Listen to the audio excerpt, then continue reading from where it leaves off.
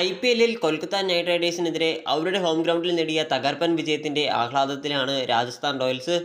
ഉറപ്പായും പരാജയപ്പെടുമെന്ന് കരുതപ്പെട്ട മത്സരമാണ് ജോസ് ബട്ട്ലറുടെ അവിശ്വസനീയ ഇന്നിംഗ്സിൻ്റെ കരുത്തിൽ റോയൽസ് വിജയിച്ച് കയറിയത്.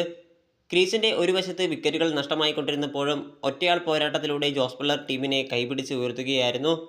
പുറത്താകാതെ 107 റൺസാണ് ബട്ട്ലർ സ്കോർ ചെയ്തത്. അദ്ദേഹത്തിൻ്റെ ഇന്നിംഗ്സിൽ 9 ഫോറുകളും 6 സിക്സുകളുമാണ് ഉൾപ്പെട്ടത്. എന്നാൽ ആരുടെ ഇന്നിംഗ്സ് കണ്ടപ്പോഴാണ് മത്സരത്തിൽ വിജയിക്കാൻ സാധിക്കുമെന്ന ആത്മവിശ്വാസം റോയൽസ് ക്യാമ്പിന് ലഭിച്ചതെന്ന് വെളിപ്പെടുത്തിയിരിക്കുകയാണ് നായകൻ സഞ്ജു സാംസൺ.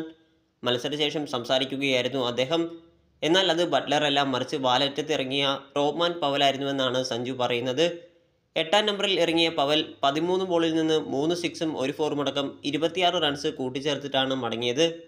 KKRനെതിരെ നേടിയ വിജയത്തിൽ അതിയായ സന്തോഷമുണ്ടെന്ന് സഞ്ജു പറയുന്നു. നഷ്ടപ്പെട്ട വിക്കറ്റുകളിൽ ഞങ്ങൾക്ക് ആശ്ചര്യമാണ് തോന്നിയത്.